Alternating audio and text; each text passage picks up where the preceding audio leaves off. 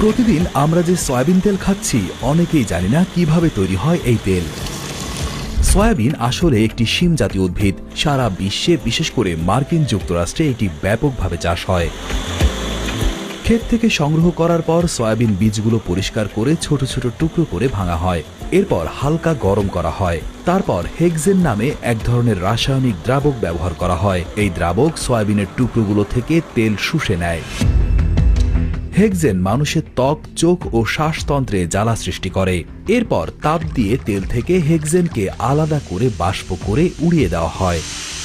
এরপরও যে তেল পাওয়া যায় তা পুরোপুরি পরিষ্কার এবং গন্ধহীন হয় না। তেলকে পরিষ্কার এবং গন্ধহীন ও স্বচ্ছ করার জন্য ধাপে ধাপে ব্যবহার করা হয় ফসফরিক অ্যাসিড, সোডিয়াম হাইড্রোক্সাইড ও ব্লিচিং ক্লে।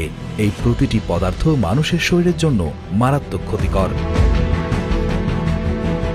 তেলের গন্ধ দূর করতে তেলকে অনেক বেশি তাপমাত্রা এবং বায়ুশূন্য স্থানে গরম করা হয়। এই ধাপেই অনেক সময় ক্ষতিকর ট্রান্স ফ্যাট তৈরি হয়। এই তেলকে বলা হয় রিফাইন তেল।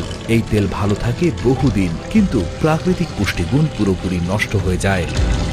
এই তেলের আরেক ভার্সন ফর্টিফাইড তেল, যেখানে কৃত্রিমভাবে কিছু ভিটামিন যোগ করা হয়। 100 বছর আগেও আমাদের দেশে নিজের হাতে বা ছোট ঘানিতে বীজ পিষে তেল তৈরি করা হতো। তখন আমাদের দেশে মূলত সরিষার তেল, নারিকেল তেল, ঘি এবং মাখনও রান্নার জন্য ব্যবহার করা হতো। এতে ছিল না কোনো রাসায়নিক, পুষ্টিগুণ ছিল অনেক বেশি। দ্বিতীয় বিশ্বযুদ্ধের পর প্রচলন হওয়া রিফাইন সয়াবিন তেল বেশি খেলে কোলেস্টেরল বাড়ে এবং হার্টের ক্ষতি করে।